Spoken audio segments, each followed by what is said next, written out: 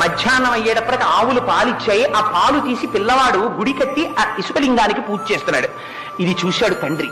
మహాగ్రహం వచ్చింది. నిజమే, వీడు పాలు ఇలా పోసేస్తున్నాడు కింద. ఆయన అభిషేకం అనుకోలేదు, ఈయన అంతర్ముఖుడైపోయి ఉన్నాడు కొడుకు. వచ్చి ఆ పిల్లవాడిని కర్ర తీసుకుని విపరీతంగా కొట్టాడు. అంతర్ముఖుడైపోయి ఉన్నాడేమో, ఆ దెబ్బలు తగలడం కూడా ఆయనకి తెలియలేదు. అటువంటి స్థితిలో తండ్రి వచ్చి ఆ పాల కుండని ఎడమకాలితో తన్నాడు. కుండ పగిలిపోయింది.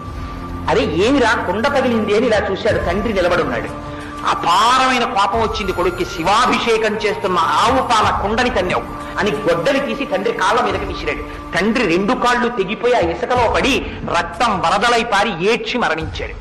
ఆ పిల్లవాడి యొక్క భక్తికి పొంగిపోయి శంకరుడు ప్రత్యక్షమయ్యాడు.